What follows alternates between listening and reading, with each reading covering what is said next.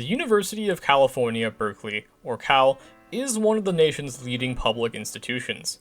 Despite its ranking, Cal seems to have a pretty bad reputation at a lot of places, which is kind of a shame because I feel like most people who hate on Cal really just do so because it's trendy, or their mascot is creepy, or just some stupid sports thing, without really knowing much about the school. So today, I'll highlight some key reasons about why I think Cal is one of the best institutions out there, and hopefully add some new perspective. To begin, let's talk about the obvious things, the campus itself and its resources. One of Cal's most well-known symbols is, of course, its tower, the Campanile. Compared to its inferior counterpart at Stanford, the mighty Campanile is not only older, but also taller. Many people suggest this is because Cal is compensating for a little something, such as not being very well endowed, but personally, I think having a tall tower is very practical. The Campanile's size allows its student visitors to have an amazing view of all the gentrified housing they can afford, as well as hold lots of really cool bones. At Berkeley, this impressive collection of artifacts is only second to that of the Hearst Museums, which keeps thousands of Native American remains safe and secure from the pesky communities they were stolen from. In more academic-related areas, Berkeley has several beautiful and well-resourced libraries, such as Stax, Haas, and Moffitt. In particular, I've heard very good things about Moffitt as a studying space, but I've never really been able to confirm this since I can't actually afford to buy a spot there.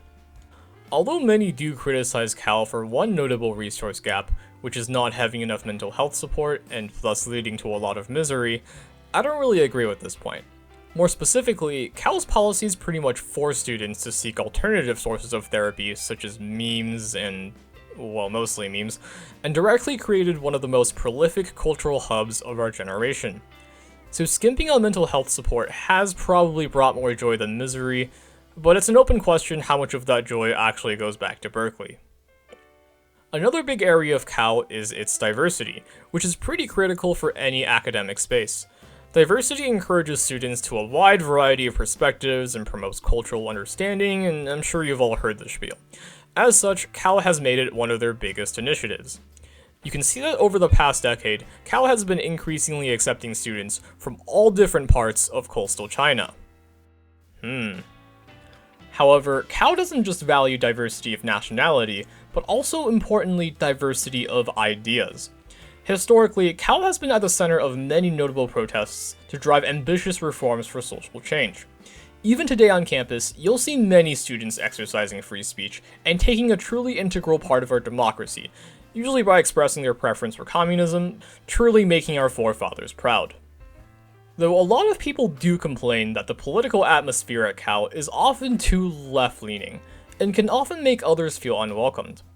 Fortunately though, Berkeley's administration valiantly tries to balance out this bias, and really put it on themselves to promote conservative approaches as well, such as through underemphasizing sexual harassment allegations to people they'd be inconvenient to, as well as spending a whole bunch of money on a really dumb wall.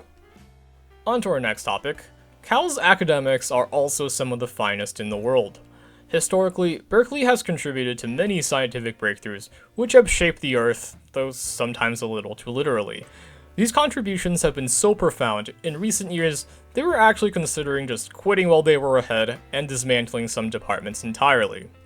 But fortunately, this never happened and students can indeed still take classes from them.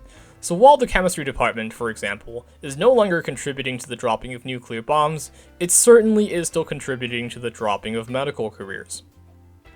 Another impressive field at Berkeley is, of course, computer science, amongst one of the best known in the world.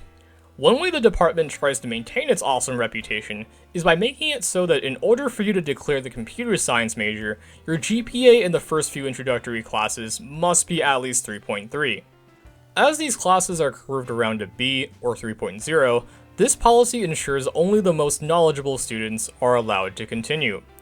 Now you might be thinking, well, wait a minute, doesn't this policy filter out all the students who need to work jobs instead of waiting half a day in an office hours queue, and also students from less privileged areas who didn't already take a similar class in high school?